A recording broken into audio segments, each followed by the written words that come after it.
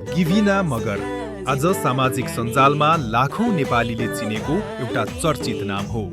तर उनको चर्चा केवल सुन्दरता वा मनोरञ्जनका कारण भएको होइन। अरूको दुःख देख्न नसक्ने उनको सहयोगी मन र मानवीय कामले उनलाई लाखौं मानिसहरूको प्रिय बनाएको हो। नेपालको पोखरामा जन्मिएकी गिभिना मगर सामान्य परिवारमा हुर्किएकी हुन्। सानैदेखि सरल र भावुक स्वभावकी गिभिनाले जीवनमा धेरै उतार चढाव देखिन्। शिक्षण पेसामा आबद्ध रहेकी उनले शिक्षकको रूपमा काम गर्दै आफ्नो जीवन अगाडि बढाइन्। तर उनको जीवनले फरक मोड तब लियो जब उनले सडकमा दुःख पाइरहेका, बेसहारा र सहयोगको पर्खाइमा रहेका मानिसहरूको पीडा सामाजिक सञ्जाल मार्फत देखाउन थालिन्।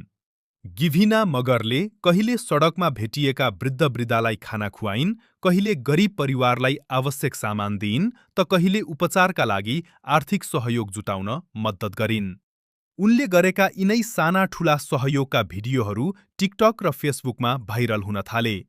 मानिसहरूले उनको सरल बोली, भावुक स्वभाव र अरूका लागि केही गर्ने इच्छालाई मन पराए। बिस्तारै उनी सामाजिक सञ्जालकी चर्चित व्यक्तित्व बनिन्। तर सफलता र चर्चाको बाटो सधैँ सजिलो हुँदैन। गिभिनाले पनि धेरै आलोचना र विवादको सामना गर्नु पर्यो। केही मानिसहरूले उनको सहयोगलाई क्यामेराका लागि गरिएको काम भने धेरैले यदि क्यामेराले अरूलाई पनि सहयोग गर्न प्रेरणा दिन्छ भने त्यसमा गलत केही छैन भन्दै उनको समर्थन गरे। आलोचना र नकारात्मक टिप्पणीका बावजुद पनि गिभिनाले आफ्नो सहयोगी यात्रा जारी राखिन्।